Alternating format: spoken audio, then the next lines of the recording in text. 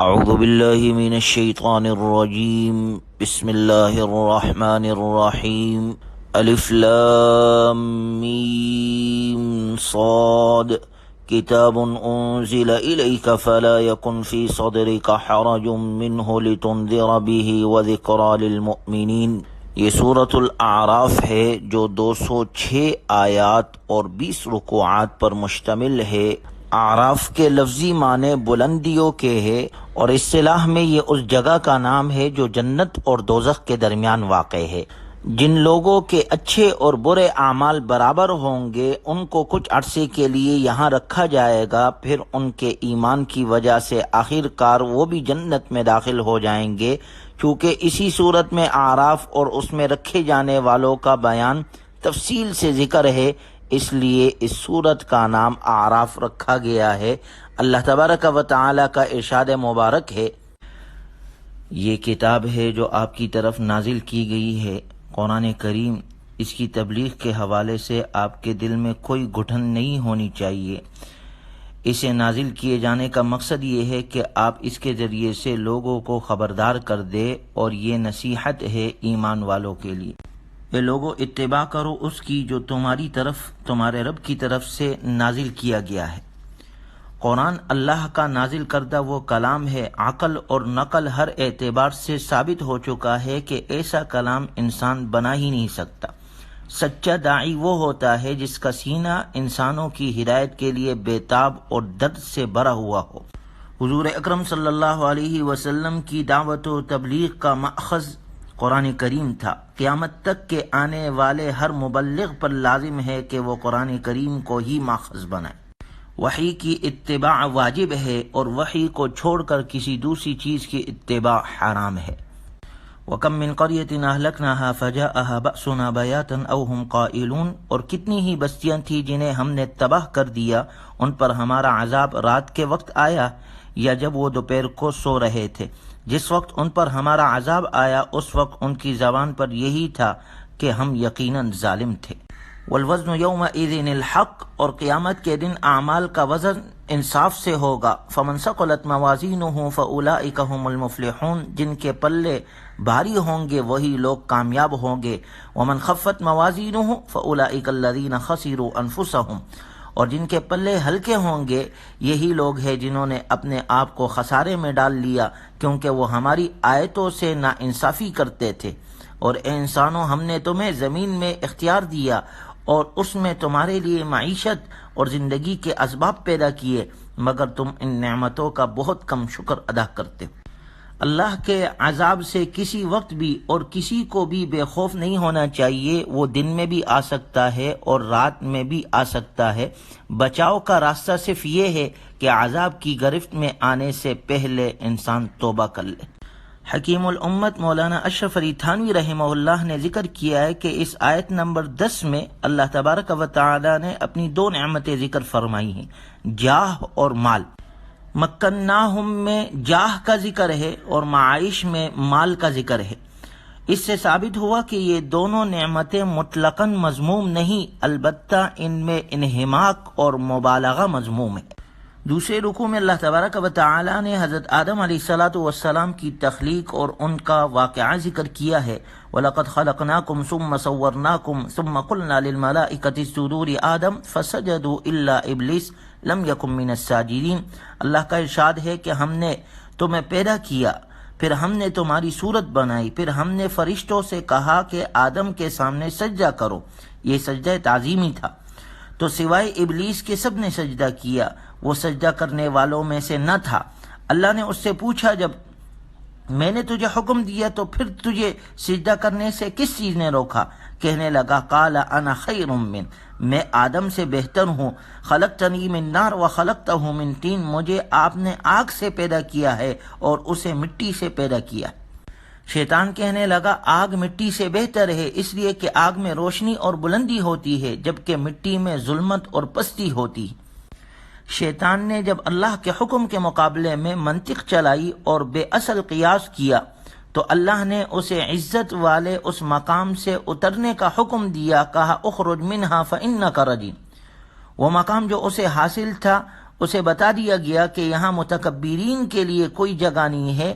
اس کے دل میں تو نہ جانے کب سے کبر پیدا ہو چکا تھا، مگر اس کا اظہار آج ہوا اور اسے اس کی ضد کے ساتھ سزا دی گئی۔ یعنی وہ تو اپنے آپ کو عزت اور بڑائی کے مقام پر فائز کرنا چاہتا تھا، مگر اللہ تعالیٰ نے اسے ذلت اور پستی میں گرا دیا جب اس نے اللہ کے حکم کی نافرمانی کی اور سجدے سے انکار کی۔ جب یہ راندہ درگاہ ہوا تو اس نے اس موقع پر بھی مہلت مانگی، تو اللہ نے فرمایا قال فإنک من المنذرین الی یوم الوقت المعلوم، کہ جنہیں مہلت ملی ہے روز مقرر تک، یعنی جب پہلی بار سور پھونکا جائے گا اور زمین پر بسنے والی ساری مخلوق فنا کے گھاٹ اتر جائے گی، اس وقت ابلیس کو بھی موت آ جائے گی۔ ابلیس نے کہا یا رب، چونکہ آپ نے مجھے گمراہ کیا اس لیے میں آپ کے بندوں کو گمراہ کر دوں گا۔ وہ گمراہ تو پہلے ہوا تھا اپنے حسد و تکبر کی بنا پر، مگر اس نے اپنی گمراہی کی نسبت رب العالمین کی طرف کر دی۔ شیطان نے کہا میں انسانوں پر ثم لآتینہم من بین ایدیہم ومن خلفہم وعن ایمانہم وعن شمائلہم، چاروں جانب سے حملہ کر دوں گا، دنیا کے اعتبار سے بھی اور آخرت کے اعتبار سے بھی، نیکیوں کے اعتبار سے بھی اور گناہوں کے اعتبار سے بھی۔ وَلَا تَجِدُ أَكْثَرَهُمْ شَاكِرِينَ، اور آپ ان میں سے اکثر کو شکر کرنے والا نہیں پائیں گے۔ ابلیس نے انسانوں کے بارے میں جس گمان کا اظہار کیا تھا وہ سچا ثابت ہوا۔ خود اللہ تبارک و تعالی نے سورہ سبا میں ذکر کیا وَلَقَدْ صَدَّقَ عَلَيْهِمْ إِبْلِيسُ ظَنَّهُ فَاتَّبَعُوهُ إِلَّا فَرِيقًا مِّنَ الْمُؤْمِنِينَ، ابلیس نے ان کے بارے میں اپنے گمان کو سچ کر دکھایا، پس انہوں نے اس کی اتباع کی سوائے مؤمنوں کی ایک جماعت کی۔ اللہ تعالیٰ نے شیطان کو عزت والے مقام سے نکل جانے کا حکم دیا اور ساتھ ہی خبردار کر دیا کہ میں تم سے اور تمہاری اتباع کرنے والوں سے دوزخ بھر دوں گا۔ گویا دیکھا جائے تو حسد اور تکبر بدترین گناہ ہے۔ ابلیس دونوں گناہوں میں مبتلا ہو کر مردود ٹھہرا، اور زمین پر انسان کے اترنے کے بعد جو سب سے پہلا باطنی گناہ کیا گیا وہ حسد تھا، اور سب سے پہلا ظاہری گناہ جو انسان سے ہوا وہ قتل تھا، مگر قتل کا سبب حسد ہی بنا تھا۔ اللہ تعالی ہمیں ہر قسم کے گناہ سے محفوظ فرمائے۔ آگے اللہ تبارک و تعالی کا ارشاد ہے وَيَا آدَمُ اسْكُنْ أَنْتَ وَزَوْجُكَ الْجَنَّةَ فَكُولَا مِنْ حَيْثُ شِئْتُمَا وَلَا تَقْرَبَا هَٰذِهِ الشَّجَرَةَ فَتَكُونَا مِنَ الظَّالِمِينَ، اور اے آدم آپ اور آپ کی بیوی دونوں جنت میں رہو اور جہاں سے دل چاہے کھاؤ، مگر اس درخت کے قریب نہ جانا ورنہ تم ظالموں میں سے ہو جاؤ گے۔ فوسوس لهم الشیطان، پھر شیطان نے ان کے دل میں وسوسہ ڈالا تاکہ ان کی شرمگاہیں جو ایک دوسرے سے چھپائی گئی تھی ان کے سامنے کھول دے۔ وہ کہنے لگا تمہیں تمہارے رب نے اس درخت کے قریب جانے سے اس لیے منع کیا ہے الا ان تکونا ملکین او تکونا من الخالدین، تاکہ تم کہیں فرشتے یا ہمیشہ رہنے والے نہ بن جاؤ۔ پھر ان کے سامنے قسم کھائی وقاسمہما انی لکما لمن الناصحین، کہ میں تمہارا خیر خواہ ہوں۔ چنانچہ اس نے انہیں دھوکے سے مائل کر لیا۔ فلما ذاقا الشجرۃ، پھر جب ان دونوں نے درخت کا پھل چکھ لیا، بدت لہما سوآتہما، تو ان کا ستر کھل گیا۔ وطفقا یخصفان علیہما من ورق الجنہ، اور وہ جنت کے درختوں کے پتوں سے اپنے آپ کو چھپانے لگے۔ وناداہما ربہما الم انہکما، اور ان کے رب نے انہیں پکارا کیا میں نے تمہیں اس درخت کے قریب جانے سے منع نہیں کیا تھا اور تمہیں بتایا نہیں تھا کہ شیطان تمہارا کھلا دشمن ہے؟ انہوں نے عرض کیا قالا ربنا ظلمنا انفسنا وان لم تغفر لنا وترحمنا لنکونن من الخاسرین، اے ہمارے رب ہم نے تیری نافرمانی کر کے اپنے اوپر ظلم کیا، اگر تو نے ہمیں معاف نہ کیا اور ہم پر رحم نہ کیا تو ہم یقیناً خسارے میں رہیں گے۔ اللہ نے فرمایا تم جنت سے اتر جاؤ، تمہارے درمیان عداوت رہے گی، تمہارے لیے زمین میں ایک معین مدت تک جائے قرار اور متاع حیات ہے۔ قال فیہا تحیون وفیہا تموتون ومنہا تخرجون، تم اسی میں زندگی بسر کرو گے، اسی میں مرو گے اور اسی سے نکالے جاؤ گے۔ بغض اور حسد کی آگ میں جلے ہوئے ابلیس نے ان دونوں یعنی حضرت آدم علیہ السلام اور اماں حوا کے دل میں وسوسہ ڈالا اور وہ اس اغوا کا شکار ہوئے، جس کے نقصان یہ ہوا کہ وہ جنتی لباس ان کا اتر گیا۔ غلطی کا احساس ہوا تو دونوں رونے لگے، مگر کچھ سمجھ بوجھ نہیں آ رہا تھا کہ اعتراف کیسے کریں اس غلطی کا۔ چنانچہ رب تعالی نے خود ہی مبارک کلمات سکھائے جو کہ انہوں نے انتہائی عاجزی اور تواضع کے ساتھ بار بار دہرائے، اور انہیں اللہ نے معاف کر دیا، کہنے لگے ربنا ظلمنا انفسنا وان لم تغفر لنا وترحمنا لنکونن من الخاسرین۔ تو اللہ تبارک و تعالیٰ نے حضرت آدم علیہ السلام اور حضرت حوا اور ابلیس تینوں کو زمین پر اترنے کا حکم دیا۔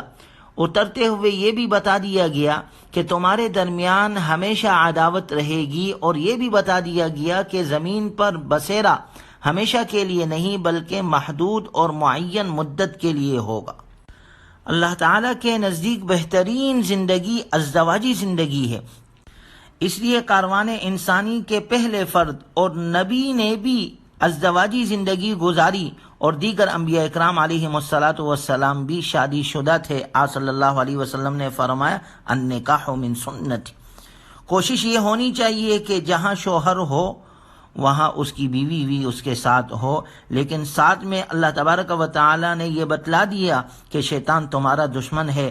وسوسہ شیطان کا انتہائی خطرناک ہتھیار ہے، اللہ کے نیک بندے بھی اس سے متاثر ہو سکتے ہیں۔ مومن کی شان یہ ہے کہ وہ اللہ کے احکام کے مقابلے میں نہ کسی پروپیگنڈے سے متاثر ہوتا ہے اور نہ ہی زوردار قسموں سے۔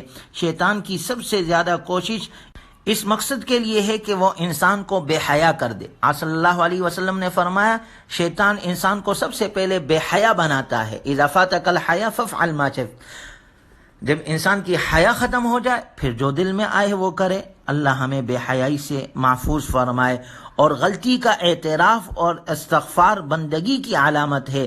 ابو البشر کی یہی سنت رہی، آدم علیہ السلام نے ہمیں یہی سکھلایا، سب سے پہلے اللہ کی طرف متوجہ ہو۔ نبی صلی اللہ علیہ وسلم کی تعلیمات سے بھی ہمیں یہی ملتا ہے کہ جب انسان سے کوئی گناہ ہو جائے، کوئی غلطی ہو جائے، فوراً وہ توبہ تائب ہو، اللہ کی طرف متوجہ ہو۔ اللہ ہمیں شیطان کے وساوس سے محفوظ فرمائے، ہر قسم کے گناہ سے ہماری حفاظت فرمائے، اور کامل طور پر قرآنی تعلیمات پر عمل کرنے والا بنائے۔